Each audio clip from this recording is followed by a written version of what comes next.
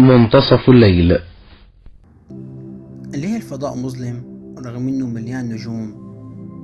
اهلا وسهلا بكم، عاملين ايه؟ طبعا الاغلبية قاعدين على التيك توك قبل ما يناموا. كله عارف انه احلى واغرب الاسئلة اللي بتيجي في دماغنا بتيجي بعد منتصف الليل. في سؤال معين خليك مش عارف تنام ومخليك عمال تفكر ليه كده او ازاي كده. وده بالظبط اللي بنعمله هنا في برنامج بعد منتصف الليل، البرنامج اللي بنجاوب فيه على أسئلتكم والأسئلة الغامضة اللي بتيجي لنا في الوقت ده بالذات. والليلة عندي لكم سؤال من الأسئلة اللي بتوصلنا كتير قوي: ليه الفضاء مظلم رغم إنه مليان نجوم؟ سؤال يخليك تتساءل، يعني إيه السما كلها نجوم ومجرات وكواكب وبرضه سودة؟ مش المفروض يبقى فيه نور من كل النجوم دي؟ الشمس مثلا نجم ونورها مالي الدنيا كلها، ليه النجوم ما بتنورش الفضاء زي الشمس؟ هقول لكم الإجابة النهاردة. اسمع يا صديقي، بنشوف في الصور والفيديوهات إنه الفضاء مليان نجوم وكواكب ومجرات بتلمع وكأنها لمبة، يعني المفروض السما كلها تكون مضيئة، صح؟ طيب ليه ساعتها الخلفية سودة ومظلمة؟ ليه بنشوف الليل على الأرض؟ مش المفروض لما بيطلع للفضاء بنلاقي النور بيسطع من كل حتة؟ دي اسمها مفارقة أولبرز، ومفارقة معناها لغز أو حاجة متناقضة ظاهريا، واللي حلها عالم الفلك اسمه أولبرز من كام قرن فات. والنهاردة هنحاول نفكر مع بعض في الأسباب. السبب الأول، الضوء البعيد خافت جدا. تخيل معايا إنك واقف في صحراء شاسعة وفيها كذا لمبة كبيرة بعيدة عنك. اللمبة اللي قريبة منك هتشوف نورها قوي، لكن اللمبة اللي على بعد كيلومترات هتشوف نورها؟ بالتأكيد لا، مش هتشوفه خالص. ليه؟ علشان شدة الضوء بتقل كلما بعدنا عن مصدره. النجوم دي بالظبط كده، في نجوم قريبة مننا بنشوف نورها جامد زي الشمس، لكن في بلايين النجوم التانية البعيدة عننا جدا جدا الضوء منها مش بيوصلنا، أو بيوصلنا بس بيكون ضعيف جدا جدا. وعين الإنسان البشري للأسف ما تقدرش تلقط كل الأضواء الضعيفة دي، فبتبقى معتمة من نظرنا. يبقى السبب الأول إنه النجوم البعيدة جدا نورها ضعيف وما بيوصلناش بشكل كافي.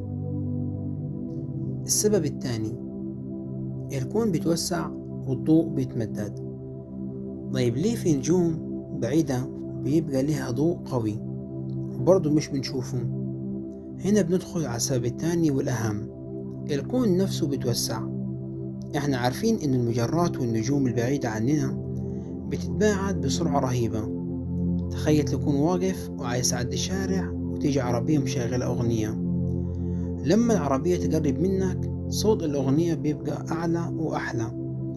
ده اسمه انزياح أزرق، بيسموه كده علشان الضوء بيتزاح ناحية اللون الأزرق اللي موجاته قصيرة وقوية. لما العربية بتبتعد عنك صوت الأغنية بيبقى أعمق وأبطأ وأخفض.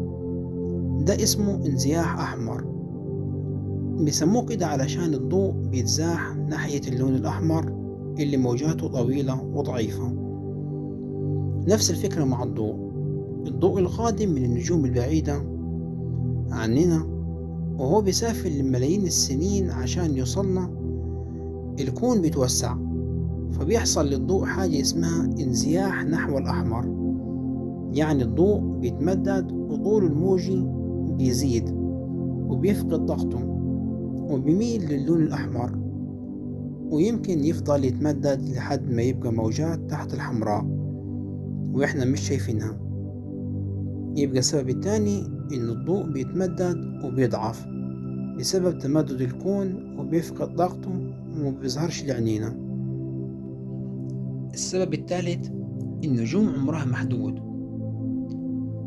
النجوم دي مش بتعيش للأبد، يعني النجوم بتتولد وبتعيش وبتموت. في نجوم انفجرت وماتت من آلاف السنين، بس النور النهائي لانفجارها لسه موصلناش. وفي نجوم تانية لسه مولودة ونورها لسه طالع في الطريق لينا. فمش كل النجوم اللي موجودة بنشوف نورها في نفس اللحظة دي. في نجوم منطفية وفي نجوم لسه مشتعلة. فالسبب الثالث إنه النجوم لها دورة حياة ومش كلها شغالة في نفس التوقيت عشان تضيء لنا السماء. فباختصار يا صديقي، الفضاء مش مظلم، احنا اللي مش عارفين نشوف كل النور اللي فيه بسبب إن النجوم بعيدة جدا وضوءها ضعيف. الكون بيتوسع وبيتمدد وبيمدد الضوء وبيخليه ما يوصلش لعينينا. النجوم لها دورة حياة ومش كلها شغالة. فالفضاء مليان نور بس مش بالشكل اللي نتخيله.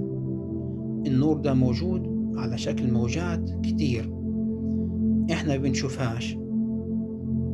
وبكده يا صديقي نكون جاوبنا على السؤال ليه الفضاء مظلم رغم انه مليان نجوم، ونكون وصلنا لنهاية حلقتنا النهاردة. أتمنى تكونوا قضيتوا وقت لطيف معايا، وأتمنى الإجابة تكون عجبتكم، وأتمنى لكم نوما هنيئا وأحلاما سعيدة، وتصبحوا على خير. وإلى هنا سيداتي سادتي تنتهي سهرتنا لهذه الليلة.